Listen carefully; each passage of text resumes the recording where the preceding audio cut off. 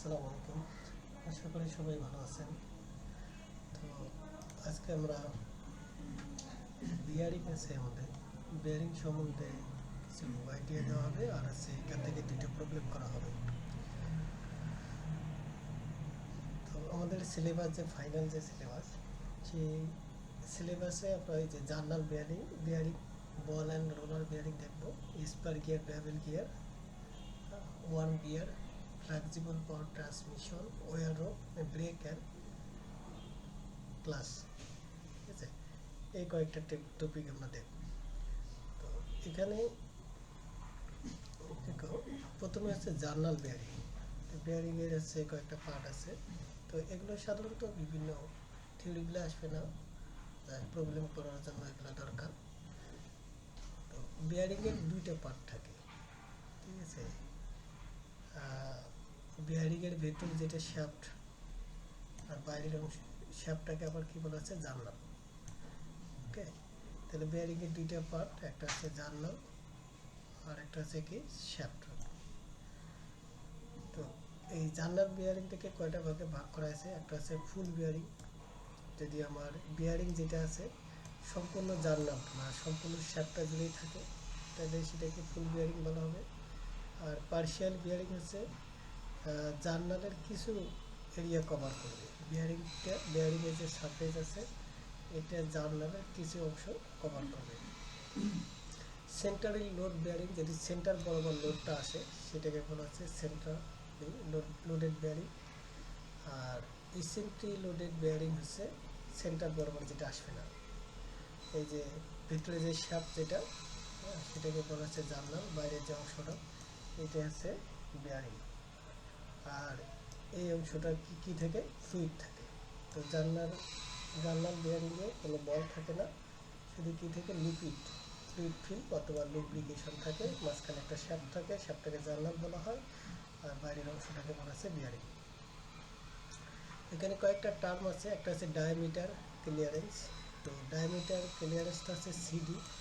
তো সিডি হচ্ছে কি, এই যে এই অংশটা, আর যে বিয়ারিং ডায়ামিটার যেটা আছে, বিয়ারিংয়ের ডায়ামিটার থেকে আমি যদি যে জার্নাল বা শ্যাফটের যে ডায়ামিটারটা বাদ দেই, যে অংশটুকু পাওয়া যায়, এই যে ফাঁকা অংশটা বা যেটুকুতে লুব্রিকেন্ট থাকে, এইটাকে বলা হচ্ছে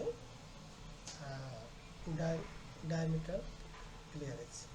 রেডিয়াল ক্লিয়ারেন্সটা হচ্ছে কি, জাস্ট বিয়ারিংয়ের যে রেডিয়াস, এটা ছিল ডায়ামিটার, ডায়ামিটারের জন্য, রেডিয়ালের জন্য রেডিয়াস, আর একটা আছে জার্নালের রেডিয়াস, এইটার যে ডিফারেন্স, এই ডিফারেন্সটাকে বলা হচ্ছে রেডিয়াল ক্লিয়ারেন্স।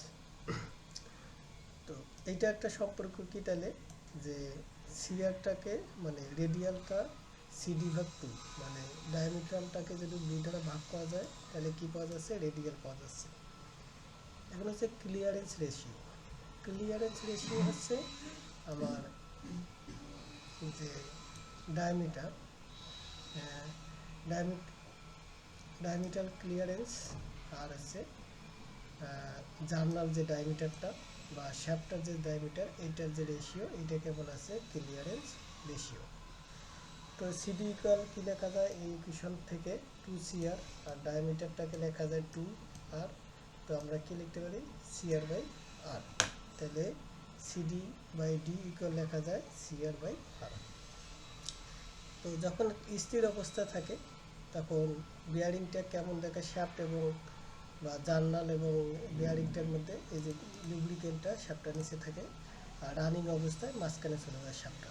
ঠিক আছে, এখন হচ্ছে কতটুকু থিকনেস হতে হবে, মিনিমাম ফিল্ড থিকনেস। হ্যাঁ, তো আমার এই যে মিনিমাম ফিল্ড থিকনেস হচ্ছে এইটুকু।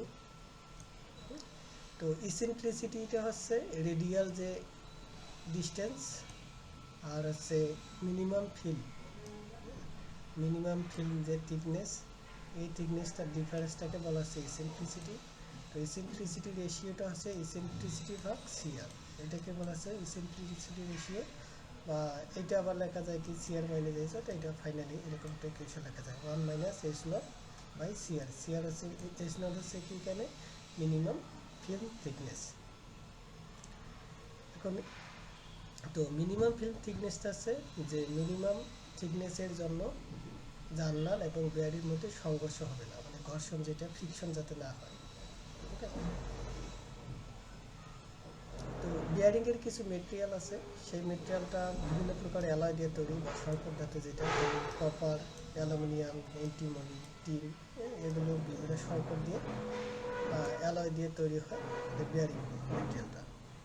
এখানে কিছু ক্লাসিফিকেশন আছে, মানে লুব্রিকেশনের ক্লাসিফিকেশন, হাইড্রোডাইনামিক লুব্রিকেনের এবং হাইড্রোস্ট্যাটিক লুব্রিকেনের ডিফারেন্স এটা দেওয়া আছে। ওকে, দেখে নিই এটা। এখন কিছু ইকুয়েশন আমাদের এখানে জানা দরকার। তো ইকুয়েশনটার মধ্যে আছে পেট্রোভ ইকুয়েশন, 302 নম্বর পেজ তোমাদের বই যেটা দেওয়া আছে, এই বইয়ে 302 নম্বর পেজে যদি যাও তোমরা,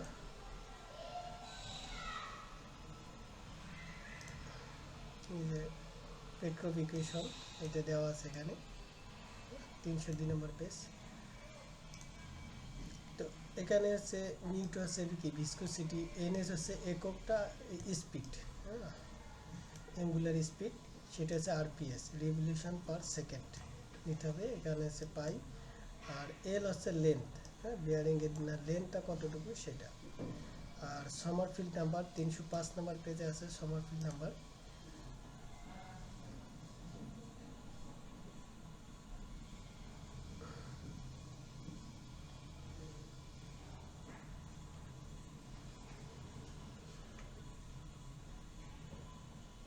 যে ইকুয়েশনটা, তো সমরফিল্ড নাম্বারটা আছে 305, এইরকম একটা ইকুয়েশন দেওয়া আছে। এটা হচ্ছে পিটা হচ্ছে কি লোড কতটুকু আছে, W by L D, W হচ্ছে এখানে লোড 305 নম্বর পেজ। আর ফ্রিকশনাল কোফিশিয়ান হচ্ছে এফ বাই ডাব্লিউ, এফ হচ্ছে ফ্লুইড ফ্রিকশনাল রেজিস্ট্যান্স, আমার কতটুকু রেজিস্ট্যান্স করতেছে। আর ইউএফটা হচ্ছে এখানে কতটুকু লস, হ্যাঁ, 307 নম্বর পেজ আছে, আমার কতটুকু এনার্জি লস হয়েছে ফ্রিকশনের কারণে সেটা, এটা কতটুকু এনার্জি লস ইন ফ্রিকশন। কয়েকটা টেবিল ইউজ করতে হবে এখানে। একটা হচ্ছে টেবিল 20, যদি ফুল বিয়ারিং, হ্যাঁ, 597 পেজ যেটা আছে, ফুল বিয়ারিংয়ের জন্য আমরা টেবিল নাম্বার 20টা ইউজ করবো। এই যে টেবিল নাম্বার 20, এটা হচ্ছে ফুল লোডেড বিয়ারিং, এই যে ফুল জানলার বিয়ারিংয়ের জন্য।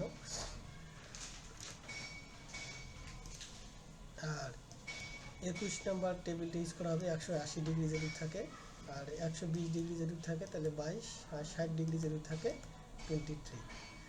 আর এটা হচ্ছে লস, এনার্জি লস কতটুকু আছে, পি হচ্ছে unit load and bearing pressure, unit load এবং বিয়ারিং যে প্রেশারটা সেটা কত। আর project area L by D হচ্ছে প্রজেক্ট এরিয়া, বিয়ারিংয়ের মধ্যে কতটুকু প্রেশার পড়তেছে সেটা। আর এল বাই এল ডি হচ্ছে প্রজেক্ট এরিয়া। তো 551 নম্বর প্রবলেমটা একটু দেখি আমরা। তো 551 নম্বর প্রবলেমটা কী দেওয়া আছে,